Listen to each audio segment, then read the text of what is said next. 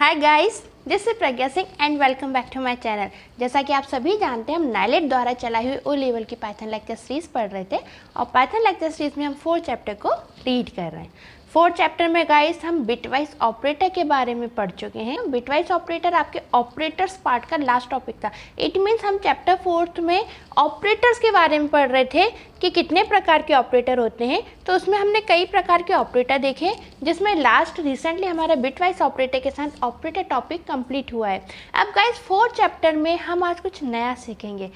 Now guys, अब हम 4 chapter में अब टॉपिक सीखने जा रहे हैं कंसोल इनपुट के बारे में कि क्या होता है कंसोल इनपुट और क्यों लिया जाता है और किस तरीके से हम इसका यूज़ कर सकते हैं। आइए देखते हैं console input in Python. Okay guys, देखिए यहाँ पे टॉपिक का नेम है कंसोल इनपुट। आइए देखते हैं क्या होता है कंसोल इनपुट। कंसोल इनपुट में आगे बढ़ने से पहले हम एक चीज़ डिस्कस करते हैं।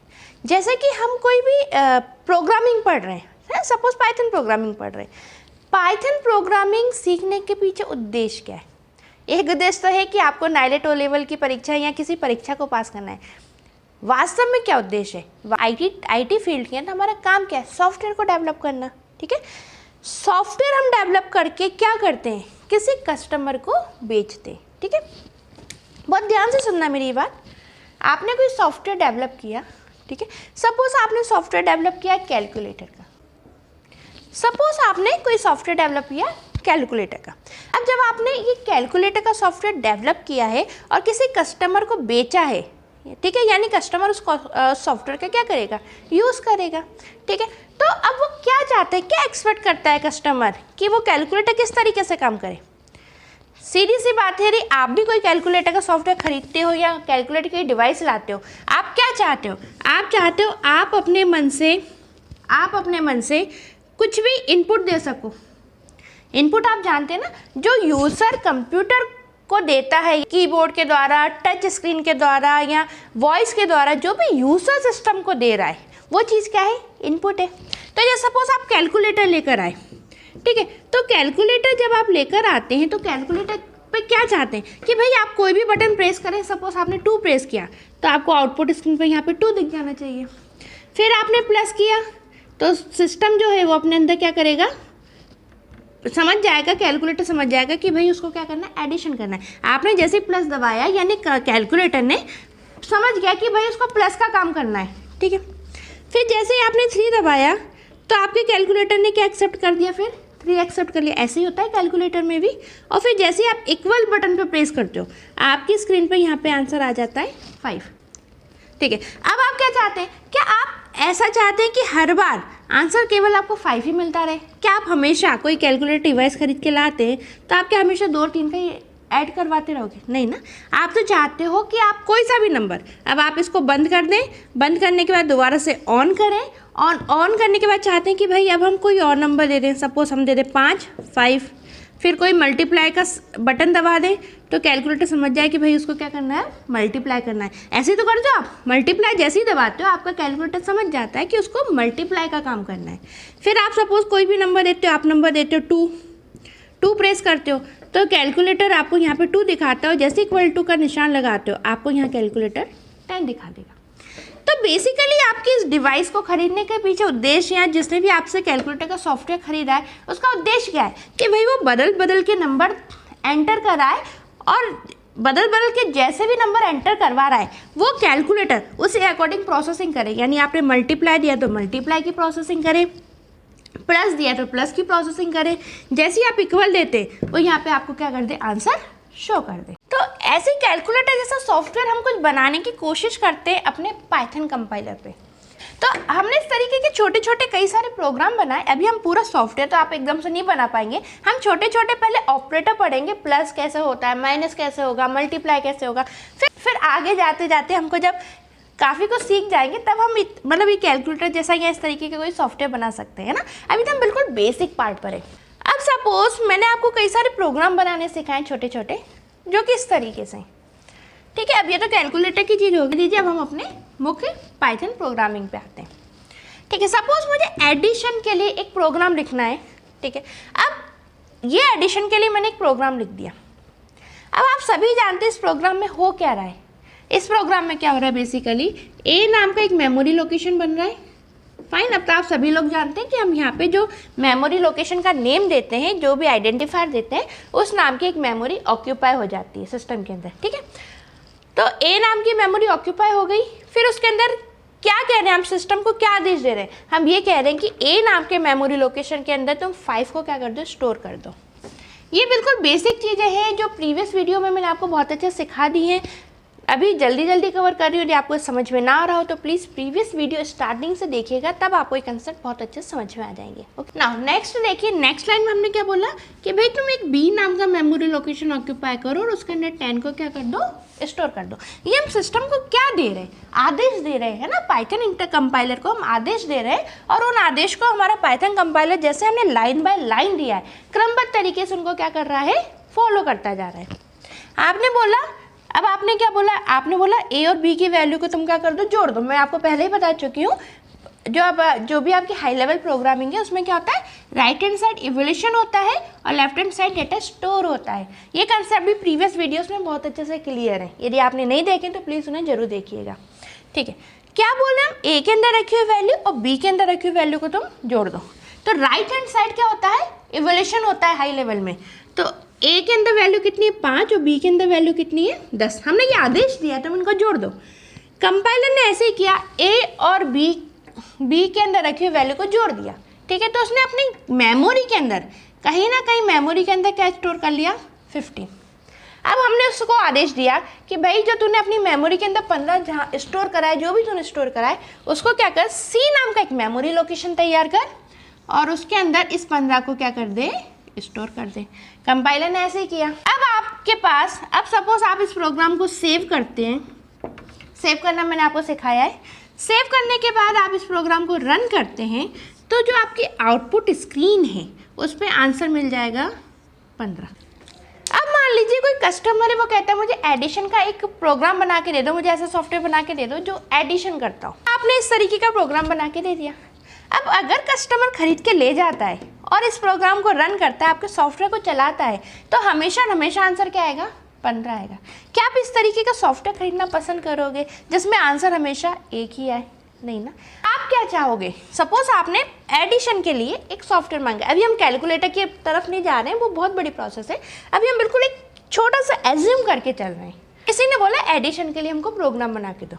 तो अगर मैं चाहती हूँ, या आप जिस कस्टमर को बेच रहे हैं वो ये चाहता है कि हर प्रकार के नंबर का एडिशन हो सके, ये थोड़ी ना केवल 5 और 10 की एडिशन हमेशा होता रहेगा। वो चाहता है, जो भी आपका कस्टमर होगा वो चाहेगा कि भाई आउटपुट स्क्रीन पे वो जो भी नंबर एंटर करे, सपोज वो आउटपुट स्क्रीन पे एंटर करे 2, देन एंटर करे 3, तो सिस्टम उसको आंसर क्या दे दे, 5। ठीक है ना। सपोज वो एंटर करे 12, देन एंटर करे 3, तो आंसर मिल जाए उसको 15। ठीक है, तो इस तरीके का कोई भी व्यक्ति इसी तरीके का सॉफ्टवेयर चाहेगा। आप भी अगर प्लस के रिलेटेड कोई सॉफ्टवेयर खरीदना चाहोगे या कोई भी डिवाइस चाहते हो जो कि एडिशन कर सके, तो ऐसे कुछ चाहोगे ना कि भाई वो हर प्रकार के नंबर को सपोर्ट कर सके। आउटपुट स्क्रीन पे आपके जो भी मन में वो नंबर आप एंटर करवाओ और उसका आउटपुट आपको मिल जाए। तो इसके लिए अब हमको क्या करना होगा, इसके लिए हमको हमारे जो प्रोग्राम है इसको इस तरीके से तैयार करना होगा कि हमारा जो प्रोग्राम है वो रन टाइम पे हमसे वैल्यू ले। यानी जब हम अपने प्रोग्राम को सेव कर दें और सेव करने के बाद जब रन करें, तब रन टाइम पे कंपाइलर हमसे क्या ले, इनपुट ले।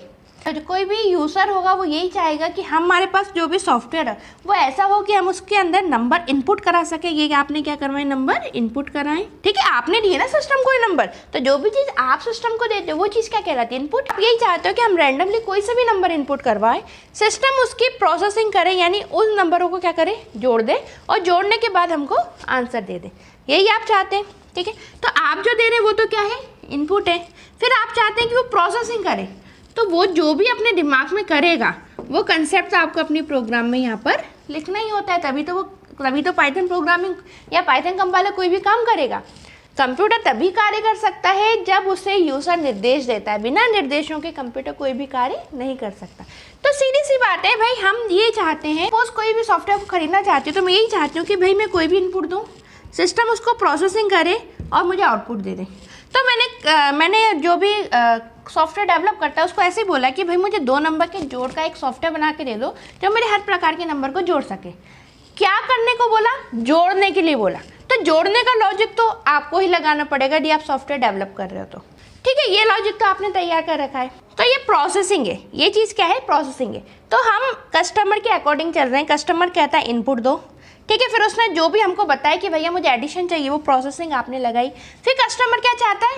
कोई भी कस्टमर यही चाहेगा कि आप जो भी नंबर दे रहे हो उसको इनपुट के रूप में, वो प्रोसेसिंग हो जाने के बाद ये 15 जैसे है ना, ये आउटपुट के रूप में, आउटपुट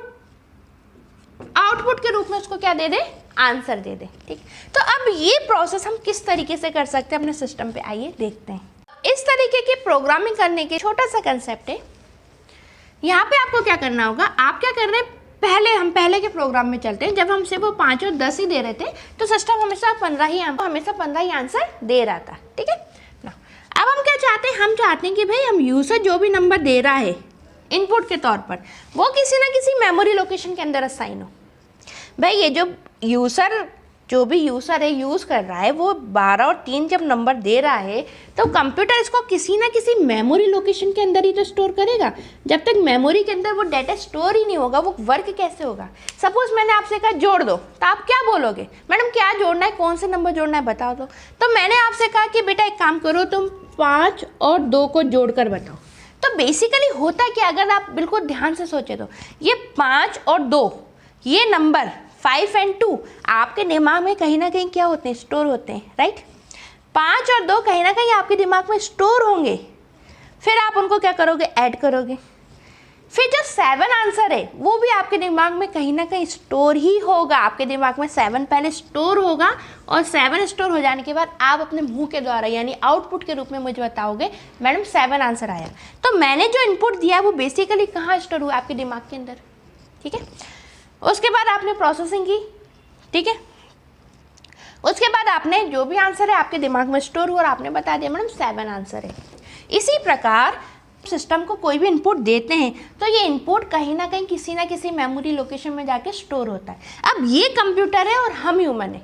यदि मैं आपसे कहती हूँ बेटा 5 और 2 को जोड़ो, तो आपको मुझे बताना नहीं पड़ रहा कि 5 को यहाँ स्टोर करो, 2 को यहाँ स्टोर करो, आंसर आए तो उसको यहाँ स्टोर कर लेना। मुझे आपको बताना नहीं पड़ रहा क्योंकि आप ह्यूमन बीइंग है।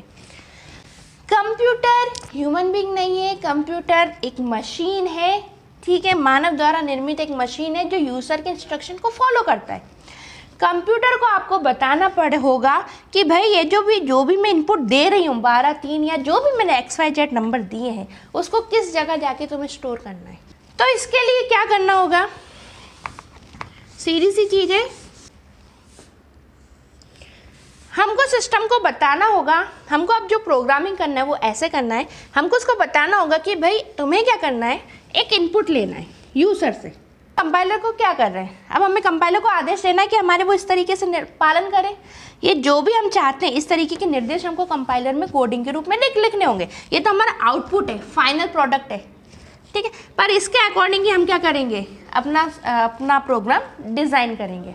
देखिए हम क्या चाहते हैं, हम चाहते हैं इनपुट यानी यूज़र के द्वारा हमारा कंप्यूटर क्या करे, एक इनपुट को एक्सेप्ट करे। जैसे कि यहाँ पर हो रहा है, यहाँ पर वास्तव में कैलकुलेटर ये क्या करता है, जैसे आप 2 दबाते हो 2 को क्या करता है, एक्सेप्ट करता है ना।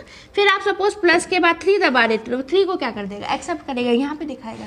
इसी प्रकार हम चाहते हैं कि वो इनपुट पहले तो स्क्रीन ब्लैंक रहे और जो से हम कोई भी नंबर लिखते हैं वो नंबर यहाँ पे इनपुट के रूप में शो हो जाए आउटपुट स्क्रीन पे।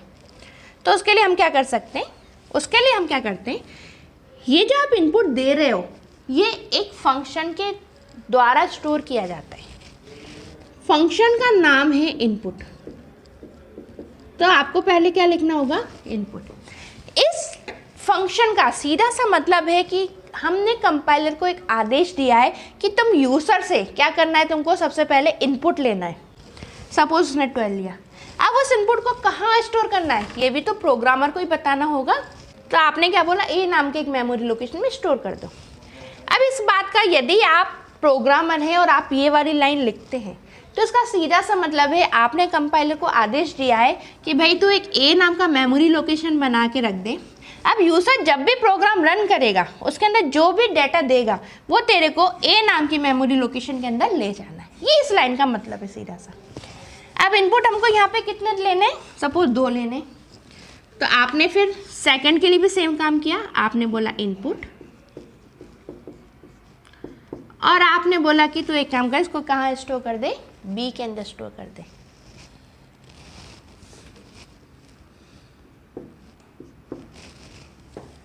ठीक है, फिर आपको पता ही है कि भाई यूज़र ने आपसे डिमांड करी है, कस्टमर ने आपसे डिमांड करी है कि मुझे एक सॉफ्टवेयर बना के दे दो जो 2 नंबर को जोड़ सके, और वो नंबर मतलब मैं विभिन्न नंबर कोई से भी दे सकता हूँ और उन नंबर को जोड़ सके। तो आपको अपना प्रोग्राम सेट करना है, आपको अपना सॉफ्टवेयर सेट करना है। ठीक है, अब आपने कंपाइलर को आदेश दिया कि भाई यूज़र जो भी तेरे को 2 नंबर दे रहा है इनको क्या कर दे, तू ऐड कर दे, उनको तू क्या कर दे, ऐड कर दे। ठीक है, और ऐड करके अब आप क्या बोलो, भाई ऐड हो गया नंबर, वो भी कहीं ना कहीं मेमोरी लोकेशन में स्टोर होगा ना। जैसे मैंने अभी आपको एग्जांपल बताया कि मैंने आपसे कहा बेटा 5 और 2 को आप जोड़ दो, तो 5 आपके दिमाग में कहीं ना कहीं स्टोर होगा, 2 भी स्टोर होगा और उसको जोड़ने के बाद 7 भी कहीं ना कहीं स्टोर ही होगा, तभी तो आप मुँह से बोल पाओगे। तो ये हमें कंप्यूटर को तो इन तीनों चीज़ों के लिए मेमोरी लोकेशन बताने होंगे, क्योंकि कंप्यूटर क्या एक मशीन है। मुझे आपको नहीं बताना पड़ रहा मेरे इनपुट को यहाँ स्टोर करना है ना, आउटपुट को यहाँ स्टोर करना, आपको ह्यूमन बीइंग को नहीं बताना पड़ रहा, लेकिन सिस्टम को बताना होगा कि भाई जो भी आउटपुट है उसको तुझे कहाँ स्टोर करना है, इनपुट को कहाँ स्टोर करना है, आउटपुट को कहाँ स्टोर करना है, ये सारी चीज़ आपको सिस्टम को बतानी होगी। ठीक है, तो आपने बता दिया कि भाई एक सी नाम का मेमोरी लोकेशन है, उसके अंदर तुम क्या करना है, इन दोनों वैल्यू को क्या कर देना, स्टोर कर देना। इतनी प्रोसेस आई होप आपको समझ में आ गई होगी कि जब भी हम सिस्टम से चाहते हैं कि इनपुट ले, तब वो इस तरीके से इनपुट लेता है। ठीक है, आपने सिस्टम से बोला कि तो इनपुट ले ले, दूसरा इनपुट ले ले और फिर उसको क्या कर दे, जोड़ दे, और जोड़ने के बाद सी मेमोरी लोकेशन के अंदर स्टोर कर दे। कंपाइलर यही करेगा, सी नाम के मेमोरी लोकेशन के अंदर स्टोर कर देगा, लेकिन आपको आउटपुट स्क्रीन पे 15 अभी नहीं बताएगा। क्यों? क्योंकि आपने इसको ये आदेश तो दे दिया कि तुम मेमोरी के अंदर स्टोर कर दे जो भी आंसर है, बट ये आदेश आपने नहीं दिया कि जो भी आंसर सी के अंदर स्टोर हुआ है उसको तुम आउटपुट स्क्रीन पे भी प्रिंट करा दो। इसके लिए आपको आदेश देना होगा और यहाँ पे लिखना होगा प्रिंट सी। तो जब आपने ये आदेश दे दिया, सिस्टम आपको यहाँ पे प्रिंट करवा देगा 15। अब देखिए आपने ये प्रोग्राम लिख दिया। ठीक है, ये तो हमारा आउटपुट था जिसको हम एक अनुमान लेकर चल रहे थे कि हमें इस तरीके का प्रोग्राम बनाना है। ठीक है, तो हमने उसके लिए इस तरीके से कोडिंग की। अब ये कोडिंग किस तरीके से काम करेगी देखते हैं। ये आपकी सपोज आउटपुट स्क्रीन है। ठीक है, आपने ये प्रोग्राम बनाया, इस प्रोग्राम को आपको सबसे पहले क्या करना होगा, सेव करना होगा। सेव करने की प्रोसेस में आपको सिखा चुकी हूँ। उसके बाद आपको इस प्रोग्राम को रन करना होगा। ठीक है, अब देखिए यहाँ पे ये प्रोग्राम कैसे काम कर रहा है। आपका जो प्रोग्राम, जो भी आपने सॉफ्टवेयर बनाया है, ये सॉफ्टवेयर आपने बना के अगले पर्सन को बेच दिया। ठीक है, अब ये जो प्रोग्राम में आपने एक सॉफ्टवेयर तैयार करके बेच दिया अगले व्यक्ति को, अगला व्यक्ति ले गया और उसने अब अपने इस सॉफ्टवेयर पे काम करना शुरू किया। सॉफ्टवेयर पे जो भी काम होगा, जैसे वो अपने सॉफ्टवेयर को रन करेगा, आपके बनाए हुए सॉफ्टवेयर को रन करेगा, आपका वो सॉफ्टवेयर, आपका वो कंपाइलर जिस प्रकार सॉफ्टवेयर डेवलपर ने आदेश तैयार किए हैं, उन्हीं आदेशों का वो क्या करेगा, पालन करेगा। अब इन आदेशों का वो क्या करेगा, पालन करेगा। तो देखते हैं किस प्रकार पालन कर रहा है वो इन आदेशों का। ठीक, सबसे पहले आपका जो कंपाइलर है वो कैसे चलता है, लाइन बाय लाइन। इस बात का ध्यान रखिएगा, जो आपका पाइथन कंपाइलर है वो लाइन बाय लाइन चलता है। तो सबसे पहली लाइन रीड करेगा। अब आपको मैंने और बताया है कि हाई लेवल लैंग्वेज में आपकी जो और हाई लेवल लैंग्वेज है जैसे कि आपकी पाइथन है, इसमें क्या होता है, जब आप इस तरीके से इक्वल के साथ स्टेटमेंट लिखते हो तो सबसे पहले राइट हैंड साइड जो भी लिखा होता है वो चीज़ क्या होती है, इवैल्यूएट होती है। राइट हैंड साइड क्या लिखा हुआ है, इनपुट। कंपाइलर को आपने आदेश देकर भेजा है, यानी जो जिसने भी सॉफ्टवेयर डेवलप किया उसने आदेश देकर भेजा है कि तुम क्या करो, यूजर से इनपुट लेना। सबसे पहले तुम क्या करना है, यूजर से सबसे पहले इनपुट लेना। तो आउटपुट स्क्रीन ब्लैंक है। जब इस तरीके का प्रोग्राम चलेगा तो आउटपुट स्क्रीन आपको कैसे दिखेगी, ब्लैंक। क्यों? क्योंकि आपका कंपाइलर वेट कर रहा है आपसे इनपुट लेने का, क्योंकि सॉफ्टवेयर डेवलपर ने बोल के भेजा है कि तुम सबसे पहले यूजर से क्या लेना, इनपुट लेना। ठीक है, तो आपने सपोज इनपुट दे दिया 3, ये काम हो चुका। क्या बताया मैंने, हाई लेवल लैंग्वेज में इक्वल के राइट हैंड साइड का काम पहले होता है। इस काम के हो जाने के बाद राइट हैंड साइड आपने जो भी लिखा है वो कार्य पूरा हो जाने के बाद फिर बारी आती है लेफ्ट हैंड साइड की। कंपाइलर ने क्या किया, जो भी आदेश सॉफ्टवेयर डेवलपर ने भेजा था, सॉफ्टवेयर डेवलपर ने उसको क्या बोला था कि तुम पहले यूजर से इनपुट लेना। उसने 3 क्या करा, यूजर से इनपुट ले लिया। यहाँ पे 3 आपने जैसे ही लिखा, कंपाइलर ने बोला इनपुट ले लिया। फिर ये जो A=2 है, इसका ये मतलब है कि सॉफ्टवेयर डेवलपर ने आदेश दिया है कंपाइलर को कि यूजर से तुम पहले तो इनपुट ले लो, और इनपुट लेने के बाद एक A नाम का मेमोरी लोकेशन ऑक्यूपाई करो, और उसके अंदर इनपुट आई हुई वैल्यू यानी से 3 आई है, उस 3 को क्या कर दो तुम A मेमोरी लोकेशन के अंदर स्टोर कर दो। कंपाइलर ने ऐसे ही किया, ठीक है। सबसे पहले इनपुट लिया, इनपुट लेने के बाद A मेमोरी लोकेशन के अंदर क्या कर दिया, स्टोर कर दिया। फिर नेक्स्ट लाइन में, अभी मैंने आपको बताया कैसे चलता है compiler, line by line. Next line पे आए, फिर से वही बात, कंपाइलर को सॉफ्टवेयर डेवलपर ने आदेश देकर भेजा है कि तुम क्या करो, इनपुट लेना पहले यूजर से। तो आपकी आउटपुट स्क्रीन बिल्कुल ब्लैंक है, यहाँ पे कुछ भी नहीं दिख रहा। क्यों? क्योंकि वो आपसे वेट कर रहा है इनपुट लेने का, क्योंकि आदेश मिला उसे सॉफ्टवेयर डेवलपर के द्वारा। तो कंपाइलर ने उसी आदेश का पालन करते हुए वेट कर रहा है आपसे एक इनपुट लेने का। तो सपोज आपने इनपुट दे दिया इसको 5। जैसे ही आपने इनपुट दिया, कंपाइलर ने अपना काम करना शुरू किया। सॉफ्टवेयर डेवलपर के आदेशों के अनुसार जो भी उसने लिख के भेजा है, उसने क्या लिख कर भेजा है कि तुम सबसे पहले यूजर से इनपुट लेना। तो उसने आपसे 5 इनपुट ले लिया, और फिर सॉफ्टवेयर डेवलपर ने बोला है कि जो भी इनपुट तुम ले रहे हो उसको B मेमोरी लोकेशन के अंदर स्टोर कर दो। तो ऐसे ही कंपाइलर ने किया, एक B नाम का मेमोरी लोकेशन ऑक्यूपाई किया, और उसके अंदर जो भी यूजर ने इनपुट दिया उसको क्या कर दिया, स्टोर कर दिया। फिर आपने क्या बोला, आपने बोला तुम A के अंदर रखी हुई वैल्यू B के अंदर रखी हुई वैल्यू को जोड़ दो। यानी A के अंदर सपोज 3 है और B के अंदर 5 है, इनको तुम क्या कर दो, आपस में जोड़ दो, 3 + 5 कर दो। जोड़ने के बाद इनको C मेमोरी लोकेशन के अंदर स्टोर कर दो।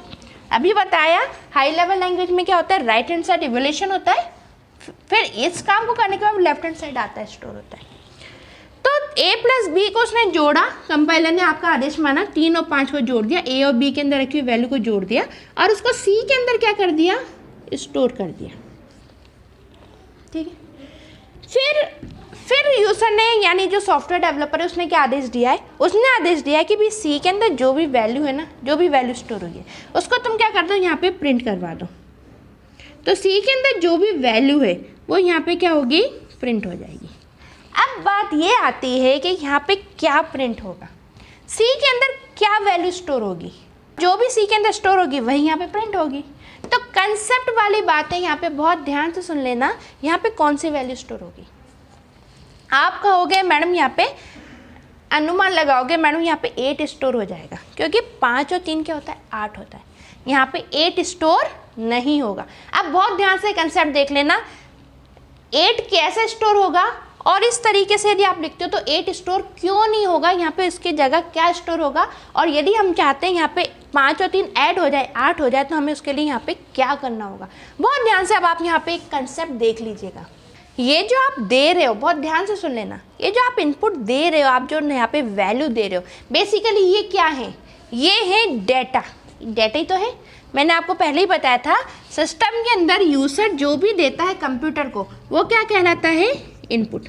तो इनपुट के रूप में आप सिस्टम को जो भी देते हो, जो भी एंटर करवाते हो, सपोज यहाँ पे 3, 5, A, B, C, D कुछ भी, वो बेसिकली कहलाता है डेटा। ठीक है। तो आप इनपुट के द्वारा क्या देते हो, डेटा देते हो। कंप्यूटर अपनी मेमोरी के अंदर आपके दिए हुए डेटा को क्या करता है, प्रोसेस करता है। ठीक है, दिए गए डेटा को क्या करता है, प्रोसेस करता है, और प्रोसेस करने के बाद आपको एक वैल्यूएबल आउटपुट प्रदान करता है। ठीक है, अब ये आउटपुट किस अकॉर्डिंग प्रदान करता है, जैसे इसकी मेमोरी ने काम किया, जैसे अकॉर्डिंग आपने आदेश दिया है। अच्छा, आपके आदेश देने के बाद मेमोरी भी क्यों प्रोसेस कर पा रही है, क्योंकि मेमोरी को इस तरीके से बनाया गया है ना, उसके अंदर कुछ सेटिंग्स की गई हैं कि यूज़र ने तुमको जो भी डेटा दिया उसको तुमको इस तरीके से क्या करना है, उस पर वर्क करना है। तो जो भी आपने सेट किया हुआ, जो भी मैन्युफैक्चरर ने सेट किया होगा, उस अकॉर्डिंग मेमोरी वर्क करती है, और मेमोरी वर्क करने के बाद आपको क्या देती है, आउटपुट प्रदान करती है। जो आउटपुट आपको सिस्टम के द्वारा प्रदान होता है उसको हम बोलते हैं इंफॉर्मेशन। इंफॉर्मेशन, तो ध्यान दे लीजिए, ये जो है डेटा, ये इनपुट, ये क्या है, ये डेटा है जो कि यूजर ने दिया है, ठीक है। उसके बाद मेमोरी के अंदर क्या हो रही है, प्रोसेसिंग हो रही है, जैसे भी आपने सेटिंग की है, जैसा भी आपका कंपाइलर काम करता है, जो भी प्रोसेस मैन्युफैक्चरर ने यानी कंपाइलर जिसने बनाया उसने जो भी तय किया हुआ है कि किस अकॉर्डिंग इसको मेमोरी में जाके काम करना है, उस अकॉर्डिंग जाके मेमोरी के अंदर क्या करता है, काम करता है और फिर आउटपुट तैयार करता है और आपको यहाँ इन्फॉर्मेशन के रूप में यहाँ पे एक वैल्यूएबल आउटपुट प्रदान किया जाएगा पाइथन कंपाइलर के द्वारा। अब ये डेटा को कैसे एक्सेप्ट करता है वो देख लेते हैं, यानी किस प्रकार के डेटा को एक्सेप्ट करके मेमोरी के अंदर किस प्रकार से कार्य करता है वो देख लेते हैं। अब यहाँ पे देखिए, आप जो ये डेटा इनपुट करवाएंगे, बेसिकली ये डेटा दो प्रकार का हो सकता है। एक तो नंबर के फॉर्म में हो सकता है, जैसे आपने दिया 3, 5, 6, ठीक है। एक हो सकता है कि ये स्ट्रिंग या कैरेक्टर के फॉर्म में हो, ठीक है। स्ट्रिंग या कैरेक्टर के फॉर्म में हो सकता है, जैसे कि जरूरत है ना आपने 3 और 5 दिया, आप यहाँ पे कुछ और डेटा भी दे सकते थे। आप यहाँ पे सपोज आपने दे दिया यहाँ पे K और आपने यहाँ पे दे दिया P, आप यहाँ पे K और P भी दे सकते थे, तो वो तो कंप्यूटर है ना, आपने जो भी दिया है, जैसा भी दिया है, इसका काम तो क्या है, आपने जो भी बोला, निर्देश दिया, उसका पालन करना है। आपने K दिया तो K स्टोर कर देगा, P दिया तो P स्टोर कर देगा, आपने 3 दिया तो 3 स्टोर कर देगा, 5 दिया तो 5 स्टोर कर देगा, ये काम उसको करना है। तो आप जो भी यहाँ पे डेटा दे रहे हो, बेसिकली ये जो डेटा है जो भी आप दोगे वो दो प्रकार का हो सकता है। या तो वो नंबर हो सकता है, जैसे अभी आपने 3 और 5 दिए, या वो स्ट्रिंग या कैरेक्टर के रूप में हो सकता है, ठीक है, स्ट्रिंग और कैरेक्टर के रूप में, ठीक है। स्ट्रिंग और कैरेक्टर आप सभी जानते हो, नंबर्स तो आप सभी जानते हो, जैसे 3 हुआ, नॉर्मल 4 हुआ, 10 हुआ, कोई सा भी नंबर हो गया, 11.5 हो गया, 7.6 हो गया, कोई सा भी नंबर हो गया। स्ट्रिंग और कैरेक्टर कौन से होते हैं, जो आपके अल्फा न्यूमेरिक वैल्यूज हो सकती हैं कोई सी भी, जैसे कि A हो गया, B हो गया, है ना। आपने सपोज यहाँ पे कुछ और लिख दिया, आपने कोई फ्लावर का नेम लिख दिया, सनफ्लावर। तो बेसिकली ये क्या है, ये जो सिंगल है, अगर सिंगल लेटर है तो ये क्या है, कैरेक्टर है, और कई सारे कैरेक्टरों का समूह तो ये क्या है, स्ट्रिंग है। स्ट्रिंग और कैरेक्टर को हम बहुत डीप में पढ़ चुके हैं प्रीवियस में, आप उनको अच्छे से देख लेना, ठीक है। तो बेसिकली जो आपके डेटा है जो आप एंटर कराओगे, दो प्रकार के हो सकते हैं, एक नंबर टाइप में और एक स्ट्रिंग टाइप में। अच्छा, नंबर में जो आपके नंबर आप एंटर करते हो, जैसे आपने 3, 4, यहाँ पे आपने बोला 10, आप एंटर कर सकते हो, आप 11.5, 7.6, कोई सा भी नंबर आप एंटर कर सकते हो। ये जो नंबर है जो आप एंटर करवा रहे हो, ये जो वैल्यूज आप एंटर करवा रहे हो नंबर, ये नंबर भी दो प्रकार के होते हैं। कितने प्रकार के होते हैं, दो प्रकार के।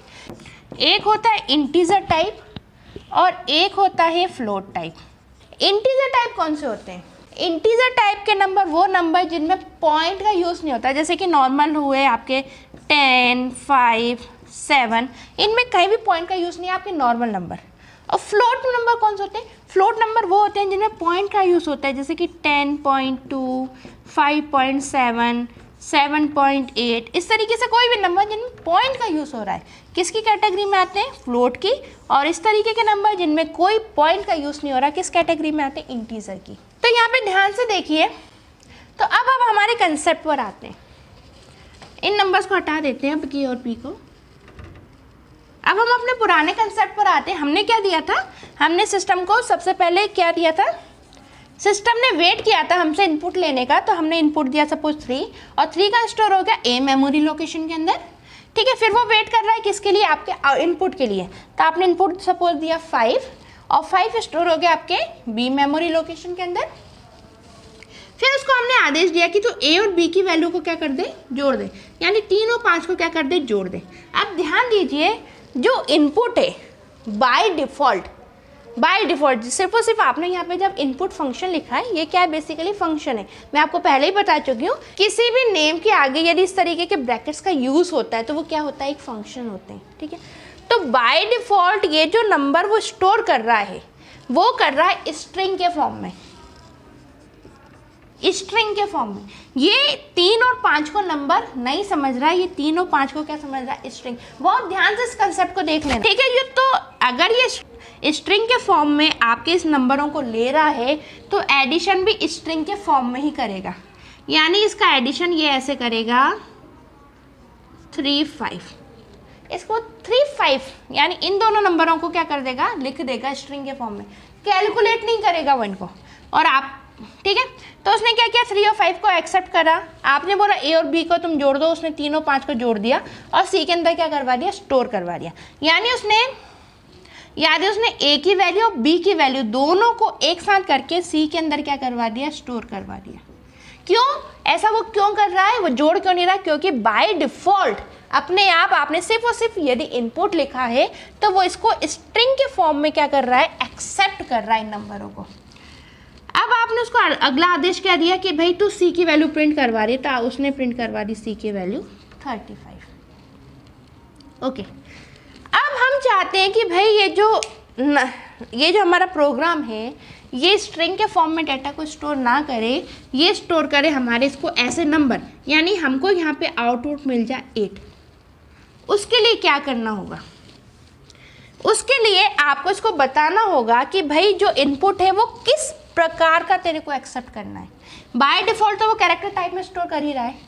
अगर आपको नहीं चाहते कि स्ट्रिंग के फॉर्म में इनपुट एक्सेप्ट हो, आप चाहते हो वो इनपुट आपका नंबर के फॉर्म में एक्सेप्ट हो, तो आपको उसको टाइप बताना पड़ेगा कि किस तरीके का नंबर यूजर देगा और उसे तुझे एक्सेप्ट करना है।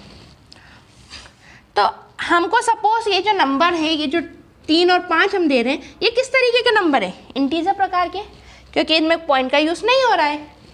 तो आपको यहाँ पे लिखना होगा a इक्वल्स टू, आपको बताना होगा INT देके इंटीजर, और ब्रैकेट के अंदर आपको फिर इनपुट लिखना होगा। यहाँ ब्रैकेट्स का ध्यान रखिएगा, इंटीजर आपने बता दिया है तुझे इंटीजर टाइप का एक्सेप्ट करना है डेटा, यानी जो वैल्यू है यूजर जो भी वैल्यू दे रहा है इसको तो इंटीजर फॉर्म में एक्सेप्ट कर। ठीक है, तो कंपाइलर क्या करेगा, 3 को पहले तो इनपुट ले लेगा, इनपुट लेने के बाद यूजर ने क्या आदेश दे दिया उसको कि भाई जो भी तूने वैल्यू ली है ना इसको तो इंटीजर फॉर्म में स्टोर करा मेमोरी लोकेशन के अंदर। तो अब वो ए के अंदर स्ट्रिंग के फॉर्म नंबर के फॉर्म में, यानी तो वो ए के अंदर नंबर के फॉर्म में डेटा को क्या कराएगा, स्टोर कराएगा। सेम हम चाहते हैं कि ये भी नंबर के फॉर्म में स्टोर हो, यानी इंटीजर के रूप में स्टोर हो, तो आप यहाँ पे क्या लिख देंगे, इंटीजर। ठीक है, इंटीजर के रूप में स्टोर हुआ और फिर आप यहाँ पे इनको ऐड करेंगे। अब जब उसने इंटीजर के रूप में ऐड कर रहा है, इंटीजर के रूप में नंबर को इनपुट लिया है, तो इंटीजर के रूप में अब इसको ऐड भी कर देगा। अब सीधी सी बात है, आपने सपोज एक प्रोग्राम बना लिया, यूजर इसको रन कर रहा है, रन करके कंपाइलर को क्या आदेश मिला है कि भाई तो इनपुट ले, यानी वेट कर यहाँ पे यूजर के इनपुट का, तो वो ब्लैंक स्क्रीन है, वो वेट कर रहा है आपसे इनपुट लेने का। आपने सपोज को नंबर दिया, कौन सा नंबर हम लेते, 3 और 5 लेके चल रहे थे ना, आप यहाँ पे कोई सा भी नंबर दे देना, 3 दिया, तो कंपाइलर ने 3 को क्या किया, एक्सेप्ट किया, इनपुट के रूप में लिया। फिर उस इनपुट को किस रूप में लिया है, इनपुट लिया तो उसने 3, लेकिन हमने उसको बोला भाई तू जो 3 ले रहा है ना, यदि इंटीजर नहीं लिखा होता तो इसको किस रूप में ले लेता, स्ट्रिंग के रूप में। हमने इंटीजर बोल दिया तो इसने ले लिया उसको इंटीजर के रूप में एक्सेप्ट किया। एक्सेप्ट करने के बाद ए मेमोरी लोकेशन के अंदर 3 को क्या करवा दिया, स्टोर करा दिया। सेम प्रोसेस अगली लाइन पे आए, अगली लाइन पे आने के बाद फिर से कंपाइलर वेट कर रहा है आपसे एक इनपुट लेने का, तो आपने एक इनपुट ले लिया 5। अब ये 5 को वो किस रूप में एक्सेप्ट करेगा कंपाइलर, इंटीजर, क्योंकि उसको प्रोग्रामर ने आदेश दिया है कि जो भी नंबर आ रहा है उसको तो इंटीजर रूप में क्या कर दिया, एक्सेप्ट करना। एक्सेप्ट करने के बाद उसको आदेश क्या मिला है, तो बी के अंदर इस डाटा को क्या कर दें, जो भी डाटा आया है उसको स्टोर कर दें। फिर हमने आदेश क्या दिया, उसको आदेश दिया कि तुम क्या करो, ए और बी के अंदर रखी हुई वैल्यू को क्या कर दो, जोड़ दो। तो ए और बी के अंदर कितना रखा है, 5 और 8, तो इसने इसको जोड़ दिया कंपाइलर ने। जोड़ने के बाद हमने कंपाइलर से बोला कि भाई तूने जो नंबर जोड़ दिया उसको सी मेमोरी लोकेशन के अंदर स्टोर करा दे। तो सी के अंदर डेटा क्या हो गया, स्टोर हो गया। फिर हमने बोला कि भाई अब सी के अंदर तूने जो भी डेटा स्टोर किया है उसको तू क्या कर दे, यहाँ पे प्रिंट करवा दे। तो उसने प्रिंट करवा दिया 8। फ्रेंड्स, तो आपने देख लिया यदि हमें इनपुट टाइप के नंबर एक्सेप्ट करवाने हो तो किस प्रकार हम करवा सकते हैं। सेम इसी प्रकार यदि फ्लोट टाइप के, सपोज आप चाहते हैं कि आपका जो डाटा है वो इस तरीके से एक्सेप्ट हो, ठीक है, यानी पॉइंट वाले नंबर को ही एक्सेप्ट करे। तो अगर आप पॉइंट वाले नंबर को एक्सेप्ट करवाना चाहते हैं और आपने इंटीजर लिखा है तो ये आपके फ्लोट यानी पॉइंट वाले नंबर को एक्सेप्ट नहीं करेगा, ये सिर्फ और सिर्फ आपके इंटीजर नंबर को ही एक्सेप्ट करेगा। तो यदि आप चाहते हैं कि आप पॉइंट वाले नंबर को एक्सेप्ट करवाएं तो इस कंडीशन में आपको यहाँ पे अब क्या लिखना होगा, आपको यहाँ पे लिखना होगा फ्लोट।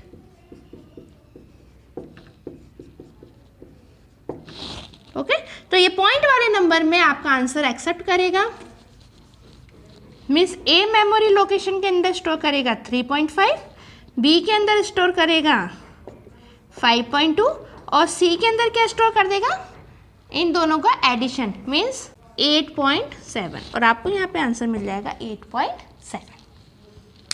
ठीक है, तो आपको समझ में आ गया। यदि आपको नंबर देने हैं, आपको नंबर का डाटा इनपुट कराना है तो आपको उस नंबर का टाइप बताना होगा कि वो नंबर जो आप यहाँ पे इनपुट कराना चाहते हो वो इंटीजर टाइप का होगा या फ्लोट टाइप का होगा।